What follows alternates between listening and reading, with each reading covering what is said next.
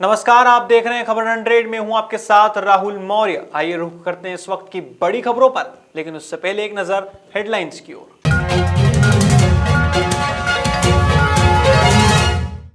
AIIMS के director पर भड़के भारत बायोटेक के एमडी, टीके पर उठ रहे सवालों के दिए जवाब। देश में कोरोना वायरस के नए स्ट्रेन के संक्रमितों की संख्या हुई 38, स्वास्थ्य मंत्रालय अलर्ट मोड पर।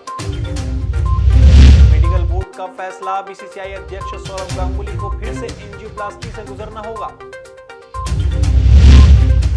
दिल्ली एनसीआर में बारिश के आसार, गलन के साथ बढ़ सकती है ठंड।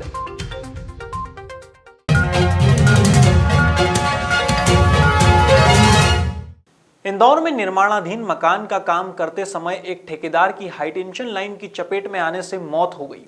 सराफा थाना क्षेत्र के शीतला माता बाजार में निर्माणाधीन मकान पर काम करते समय ठेकेदार विनोद कुमार हाईटेंशन लाइन की चपेट में आ गया, जिससे उसकी मौत हो गई। पुलिस से मिली जानकारी के अनुसार मृतक ठेकेदारी का काम करता था और उस समय यह हादसा हुआ जब मृतक सरियों को ऊपर चढ़ा रहा था, लेकिन अचानक से सरिये हाईटेंशन लाइन से टकरा गए और विनोद उसकी चपेट में आ गया। फिलहाल पुलिस ने मर्ग कायम कर जांच शुरू की है। अरे वो सरिया नीचे से तीसरी मंजिल का मकान था, तीसरी मंजिल का मकान नीचे से सरिया खींच रहे थे, सरिया खींचते खींचते टकरा गया तार से टकराने को फेंक दिया उनको। कहाँ ले गए थे उसके बाद आप? उसके बाद लेके सिटी में, सिटी नर्सिंग होम में, सिटी होम के बाद जवाब दे एम्बाई ले जाओ या चौथरा में ले जाओ। यहाँ ले डेथ हो गई। कहाँ की घटना हुई? शीतला माता बाजार। अच्छा, क्या नाम था? किसकी लापरवाही के कारण ये पूरा हादसा हुआ? कोई लापरवाही किसी की नहीं लापरवाही थी। अच्छा, नाम क्या था, क्या उम्र थी? उनका विनोद कुमार मांगीलाल गहलोत। काय का कामकाज करते थे? ठेकेदारी करते, वो खुद ही ठेकेदारी। कहाँ के रहने वाले थे ये? यहाँ इंदौर के। किसके मकान में काम चल रहा था ये? ये नीमा जी के। कौन है नेमा जी? नीमा मार्केट में है ना, नीमा मार्केट इनका, हाँ, शीतला माता बाजार में। उनका कहाँ काम कर रहा है? तो क्या मकान बन रहा था? हाँ, मकान बन रहा था ऊपर। उत्तर प्रदेश सरकार प्रदेश के हर जिले में महिलाओं को सुरक्षित व सशक्तिकरण के कार्यक्रम कर रही है, लेकिन हापुड़ की रहने वाली एक बेटी अपने दहेज लोभी ससुराल वालों से बचने के लिए प्रशासन के सामने गुहार लगा रही है। पीड़िता बताती है कि ससुराल पक्ष के लोग पिछले कई सालों से दहेज के लिए प्रताड़ित कर रहे थे, लेकिन बीते दिनों उन्होंने जलाने का प्रयास किया। अब देखना होगा कि प्रशासन इस मामले में क्या कार्रवाई करता है। मैं अपनी मदद के लिए आई हूँ। देखिए, मेरे ससुरालियों ने मुझे मारने की कोशिश की जला के, और मैं ये नहीं चाहती कि तुम्हारे साथ भी आगे चल के ऐसा हो, या किसी बहन बेटी के साथ ऐसा हो, या बहू के साथ ऐसा हो। प्लीज़ आप मेरी बात को समझिए। मुझे काफ़ी साल से टॉर्चर किया जा रहा था, लेकिन आज मैंने हिम्मत की है इस चीज़ के लिए। प्लीज़ मेरा साथ दीजिए। तो रात को आप किस समय निकले? मैं घर वहाँ से 2:30 बजे की ये वारदात थी, और मैं वहाँ से 3 बजे निकली, जैसे अपनी जान बचा के। के साथ जिस दिन शादी हुई यही काम हो रहा, मारपीट हो रही है बहुत गैर। और रात तो इन्होंने हद कर दी, इसको जला मार कर, इसको तारों ने पकड़ कर गैस को पाइप खोल कर जलाने की कोशिश की। मेरी बेटी किसी तरह से वहाँ से जान बचाए कर भाग गई। रात खेतों ना उसका कोई पैसा हा ना कुछ हा, किसी ने पैसे दिए, किसी ने मदद करी। मेरी बेटी खेतों आए कर एक अपने रिश्ते किसी कोई मिल गया, उनकी मदद से मेरी रिश्तेदार के वहाँ आई। 6 बजे आकर लगी यहाँ हर को दे, और मेरी बेटी को मारने की कोशिश की है। तो लास्ट हद कर दी इन्होंने। इनका मुझे कोई भरोसा नहीं। जो मेरी बेटी के साथ घटना घटी है, मैं हाथ जोड़ कर कहती हूँ, अब किसी और की बेटी के साथ ना हो, मुझे इंसाफ मिले। सोमवार को मध्य प्रदेश कांग्रेस कमेटी के प्रदेश सचिव राकेश सिंह यादव ने प्रेस वार्ता में कहा कि नगरीय निकाय चुनाव के आगे बढ़ने से लव जिहाद कानून को भुलाकर युवा पीढ़ी के लिए मध्य प्रदेश शासन के कैलेंडर में रानी रूपमती और अफगान सुल्तानबाज बहादुर खान की प्रेम कहानी को महिमा मंडित करके रानी रूपमती के मांडू स्थित महल को प्रेम का प्रतीक बताया जा रहा है। उन्होंने कहा कि शिवराज सरकार ही अपने शासकीय कैलेंडर में सुल्तानबाज बहादुर खान और रानी रूपमती की प्रेम कहानी की मार्केटिंग कर रही है। इसका साफ मतलब यह है कि रानी रूपमती और सुल्तानबाज बहादुर खान की तर्ज पर मध्य प्रदेश में रहने वाली आज की युवा रूपमती और युवा बाज बहादुर खान प्रेम प्रसंग करेंगे तो क्या यह लव जिहाद की श्रेणी में नहीं माने जाएंगे। ऐसे में उन्होंने शिवराज सरकार से जवाब मांगा है कि जब सरकार खुद ही हिंदू मुस्लिम प्रेम प्रसंग को महिमा मंडित करके गुणगान कर रही है, तब मध्य प्रदेश के युवाओं पर लव जिहाद के कानून का खौफ बनाकर कौमी एकता को क्यों खतरे में पहुंचाया जा रहा है। देखिए, मध्य प्रदेश में लव जिहाद शब्द के नाम से जो कानून बनाया गया है उसको लेकर भारतीय जनता पार्टी पिछले 1 महीने से अपनी ही पीठ थपथपा रही है। उस कानून के जरिए सीधे साधे भोले वाले लोगों को निशाना बनाया जा रहा है। अनेक मुकदमे कई प्रशासन ने दर्ज कर लिए हैं। कई लोगों के खिलाफ कुछ ऐसे संगठन लगातार मारपीट की घटनाएं कर रहे हैं।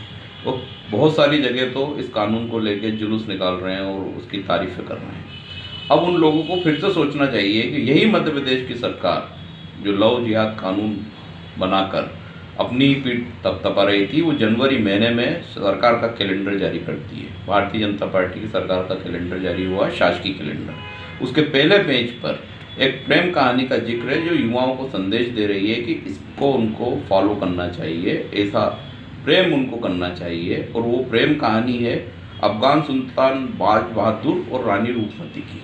अब बाज बहादुर खान और रानी रूपमती की प्रेम कहानी को महिमा मंडित करने वाली भारतीय जनता पार्टी किस मुंह से लव जिहाद की बात करती है?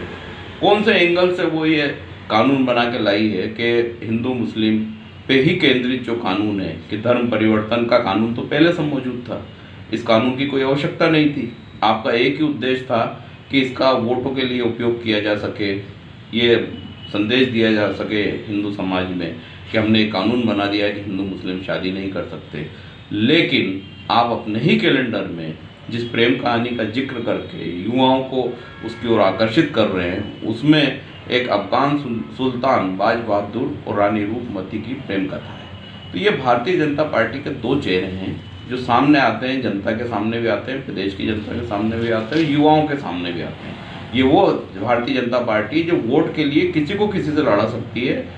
मध्य प्रदेश के राजगढ़ जिले के ब्यावरा में नगरपालिका ने कोरोना काल के दौरान एक दुकानदार को 70,000 रुपए की वसूली का नोटिस दिया था, जिससे परेशान होकर उक्त दुकानदार ब्यावरा बस स्टैंड पर मौजूद पानी की टंकी पर चढ़ गया। इसके चलते ब्यावरा बस स्टैंड पर लोगों की भारी भीड़ जमा हो गई और सूचना मिलते ही जनप्रतिनिधि और प्रशासनिक अमला भी मौके पर पहुंचा। इसके बाद विधायक रामचंद्र दांगी ने करीब 1 घंटे की समझाइश के बाद दुकानदार को नीचे उतारा। घनश्याम जाटव जगह है, उनको कुछ नगर पालिका ने नोटिस दिया होगा और नगर पालिका भी काम था कि वसूली करे, लेकिन हो सकता है ज़्यादा सख्ती कर दी होगी। तो आज हम लोगों ने समझाया बुझाया और नीचे उतारा है। भगवान नहीं चाहे किसी की जान जाए और हम भी नहीं चाहते सब लोग सुरक्षित रहे। निश्चित रूप से कोरोना संकट की वजह से लोगों की आर्थिक स्थिति बिगड़ी है। प्रशासन को थोड़ा सख्ती न करते हुए नरमी बरत के और लोगों से समझा बुझा करके अपनी राशि जमा कराएं। उसको हमने उसका कुशल उतार लिया है और सीएमओ साहब से ही बोला है कि भाई सख्ती नहीं करें, लोगों को प्यार प्रेम से जो वसूली हो कराएं। ये कुछ घनश्याम करके है, ये बताया है कि उस पर नगर पालिका का किराया बकाया था। नगर पालिका से नोटिस इशू वो होंगे, कर्मचारी मांगने गए होंगे, उसके पास उसका ऐसा कहना है व्यवस्था नहीं है अभी पैसे की। तो उसको हमने आश्वासन दिया समझाकर कि अपनी सुविधा के हिसाब से जमा कर दे और उसको नीचे उतार दिया। तो कितनी राशि बकाया? लगभग 70 से 80,000 रुपये के बीच बता रहा है। सितंबर माह में 1008 अवधूत श्री नर्मदानंद बाबजी के सानिध्य में गंगोत्री से जल, जंगल और जीव की सुरक्षा के उद्देश्य से शुरू हुई जागरूकता रैली 10 ज्योतिर्लिंगों की 12,000 किलोमीटर की पैदल यात्रा कर 11वें ज्योतिर्लिंग उज्जैन पहुंची। इस दौरान शिप्रा में महादेव का अभिषेक कर बड़ी संख्या में महिलाओं को एकत्रित कर कलश यात्रा निकाली गई। वहीं कलश यात्रा में छोटी छोटी बालिकाओं ने मातृशक्ति का परिचय देते हुए तलवारबाजी की। यह कलश यात्रा शिप्रा से हरसिद्धि मंदिर होते हुए महाकालेश्वर मंदिर पहुंची, जहां बाबा को ध्वज अर्पित किया गया। बता दें, यह यात्रा 27 जनवरी को ओंकारेश्वर पहुंचेगी, जहां उसका समापन भी किया जाएगा।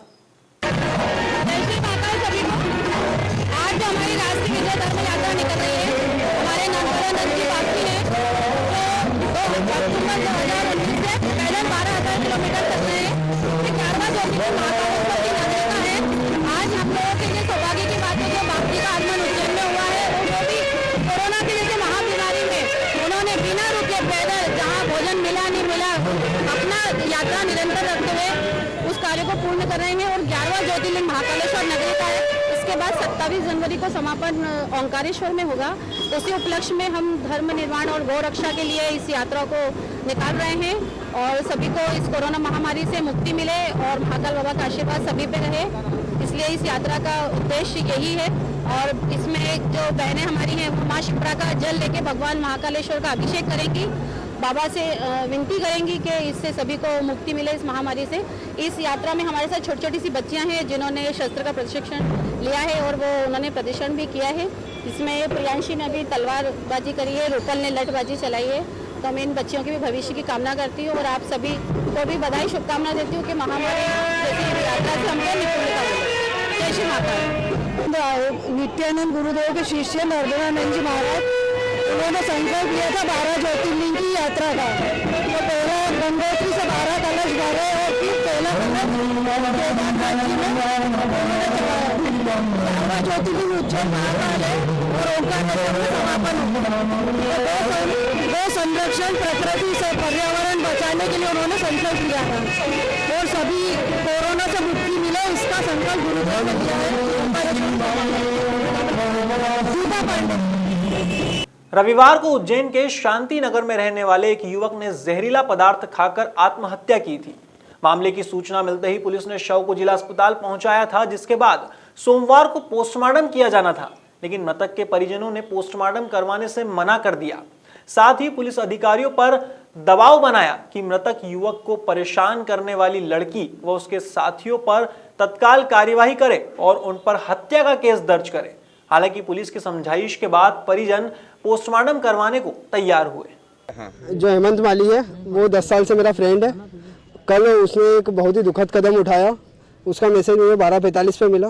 मैं नाइट शिफ्ट जॉब पे था, कल दिन में सो रहा था। शाम के मुझे उसकी खबर आई कि उसने ऐसा कदम उठाया। इसका कदम उठाने के पीछे जो मुझे मैसेज मिला उसमें लिखा हुआ है कि शिवानी शुक्ला जिससे उसका अफेयर चल रहा था, काफ़ी टाइम से 2015 से उसके साथ में रह रही थी। इनका फिजिकल रिलेशनशिप भी था और जो पवन शुक्ला इसका भाई है उसको काफ़ी इससे प्रॉब्लम थी तथा जो शिवानी शुक्ला है उसने इससे पैसा काफ़ी लेन देन करा, इसको ब्लैकमेल भी करती थी, काफ़ी डिप्रेशन में उसकी वजह से रहता था। और कल जो मैसेज डाल के गया उसमें सीधा लिख के गया है कि भाई शिवानी ने मुझे हर तरीके से बर्बाद कर दिया, मुझे पैसे से लूट लिया है। और जो पवन शुक्ला है, आज जब हम स्वाति धोले जो इनकी इंटरमीडिएट है, शिवानी और हेमंत के बीच की इंटरमीडिएट है, तो उससे हमें पता चलता है कि कल जो पवन शुक्ला है और हेमंत माली है और कोई तीसरा एसआई है इन तीनों की मुलाकात हुई है, जिसमें पवन शुक्ला और एसआई के द्वारा हेमंत को इतना डराया धमकाया गया है कि उसने इस कदम को अंजाम दिया है। क्या किया था? क्या तो उसने कल पॉइजन खाया है और उसकी बॉडी हमें खिलाया गया है पवन शुक्ला। तो हम ये चाहते हैं कि उन तीनों की गिरफ्तारी हो, शिवानी शुक्ला, स्वाति धोले और पवन शुक्ला, इन तीनों की गिरफ्तारी हो। उसके बाद ही हम हमारे भाई का पीएम करवाएंगे। पुलिस भी कोई सुनवाई नहीं कर रही, उसकी उन्हीं के पीछे वो कर रही। हम बोल रहे हैं पीएम बाद में कराएंगे, पहले हमको गिरफ्तारी चाहिए। गिरफ्तारी होगा तो हम बालक का पीएम कराएंगे, तो पीएम नहीं कराएंगे। हम किन लोगों की गिरफ्तारी चाहते हैं? हम पवन शुक्ला की और उसकी शिवानी और वो लड़की एक और नाम आ रहा है उनका भी। ये तीनों की हम गिरफ्तारी चाहिए तो हम पीएम कराएंगे, हम सब पीएम नहीं कराएंगे। तो हमारे बालक की बॉडी सड़ जाएगी, गल जाएगी, नहीं तो इसकी बॉडी उसके घर पर डाल के आएंगे, वहाँ बालक के पीएम नहीं कराएंगे हम। ये कल की घटना है। कल 12, साढ़े 12, 1 बजे खबर मिली थी कि एक व्यक्ति जो है वो मृत अवस्था में है और उसको पता करते पता चला नाम हेमंत माली नाम आ रहा है और उसकी जो अभी तक की जांच आ रही है उसमें तो प्रेम प्रसंग का मामला सामने आया है। उसी चीज़ को लेकर परिजनों का है कि इसमें सही कार्रवाई हो, उसी वजह से ये यहाँ पर एकत्रित हुए हैं।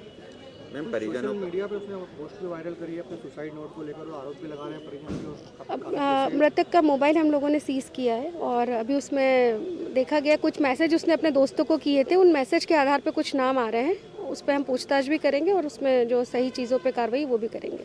मैम, परिजन बता रहे हैं कि कोई एसआई ने उसे दोपहर सब डराया धमकाया था, उससे भी डिप्रेशन में था। ये एक जांच का अपना है, यदि ऐसा है तो भी परिजनों के इसमें बयान नहीं हुए, परिजनों के बयान होते और यदि इस तरीके के भी किसी व्यक्ति का नाम आता है तो उसको भी हम कार्रवाई मिलेंगे। फिलहाल खबरों में इतना ही। देश और दुनिया की तमाम खबरों के लिए देखते रहिए खबर 100, जनता की बुलंद आवाज।